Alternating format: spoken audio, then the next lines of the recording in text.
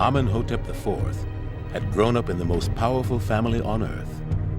Now he found himself pharaoh and ruler of Egypt's empire.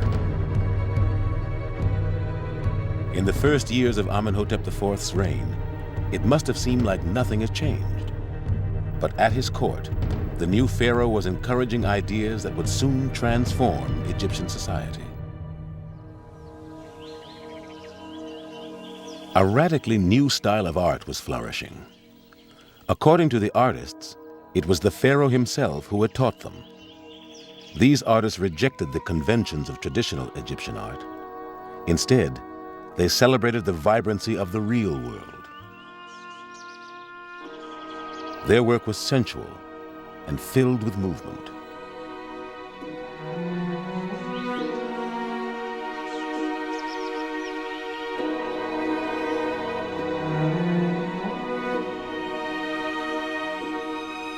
But what shocked Egypt most were the new depictions of the royal family.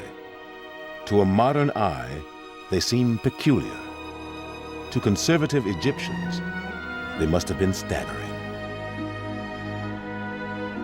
Suddenly you get a sort of celebration of ugliness, and the bodies become extraordinarily proportioned. You've got sort of a thin torso and thin shoulders, massive hips on male figures as well as female figures, big buttocks and pendulous thighs, which must have been quite extraordinary for an Egyptian to see. Presumably, he was actually just trying to make a statement, sort of, hey, I'm different, doing something which completely breaks with tradition, must have been very shocking, and is a very good way, presumably, of getting yourself noticed as someone who is going to do something really quite radical. Amenhotep IV was embarking on a religious revolution. The seeds had been sown in the reign of his father, but nothing could have prepared Egypt for what was about to happen.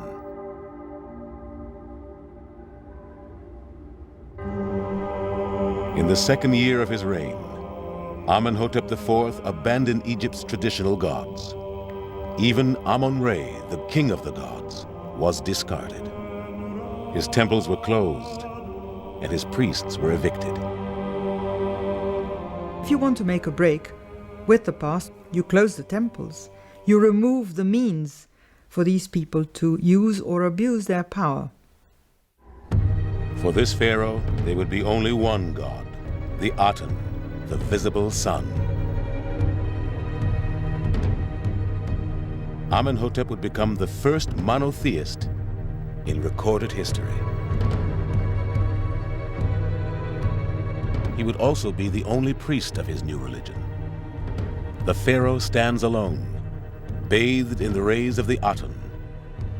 At a stroke, all the certainties of life that had marked the golden age of his father were swept away. He discarded the name Amenhotep, meaning Amen is satisfied. He would take a new name, Akhenaton, meaning one who is beneficial to the Aten. Akhenaton does seem to have been a very driven person and must have had enormous energy to carry through all the changes he's making. They're much more substantial than just the sort of religion and the art. At the end of the day, he must have restructured in some way the whole way the country was working. Akhenaten had only just begun. Now he planned another astonishing act. To seal the break with the past, he ordered the construction of an entirely new capital city, far to the north of Thebes. It was a desolate site, known as Amarna.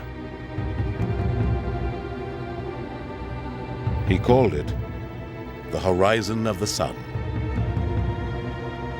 On vast boundary stelae cut into the cliffs, Akhenaten claimed the sun god had led him here.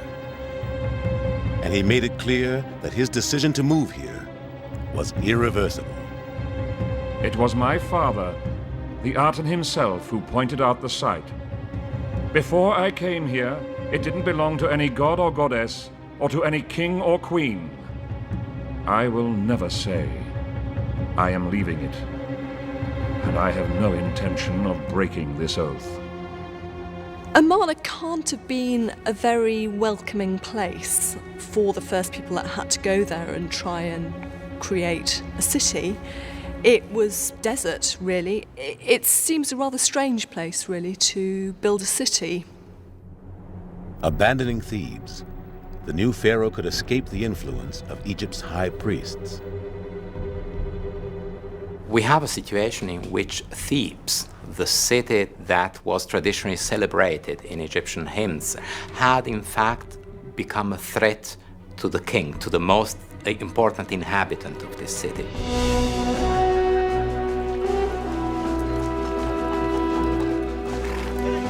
Everything in Thebes was packed up. Akhenaton and his entire government, officials, scribes, soldiers and artisans, would move to the new desert site.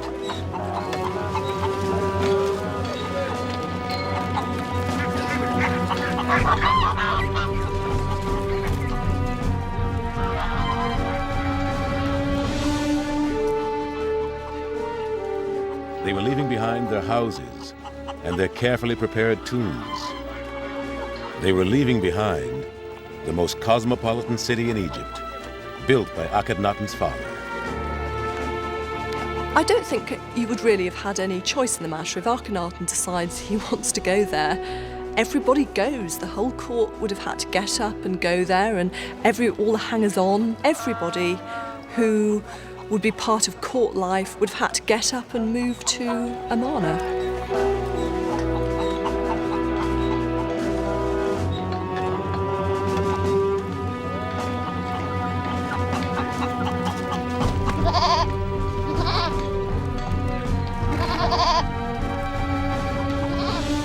Tens of thousands set out for Amarna. Ahead lay a 200-mile journey up the Nile to a new life in the new city, all part of Akhenaton's great experiment. The new capital city had been built on an unprecedented scale. It was 8 miles long and 3 miles wide.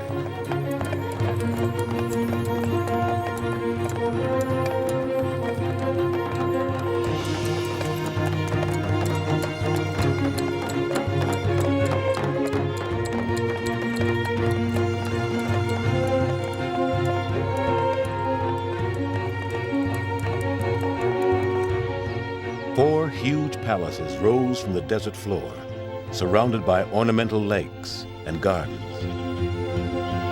And dominating the city was the great temple of the Aten, a temple open to the sun, surrounded by wide roads and open spaces. To a certain degree, Amarna was conceived very much like an American city, was conceived and planned in a way that would account for openness and freedom, we could call it.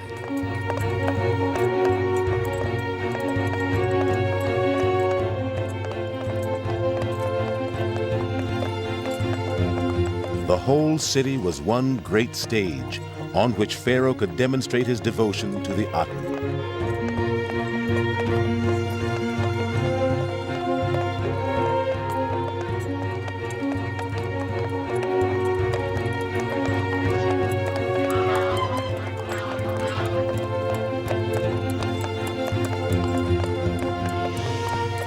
With him at the head of these processions, his subjects could see the woman who had helped him realize his vision, one of the most remarkable women of the ancient world.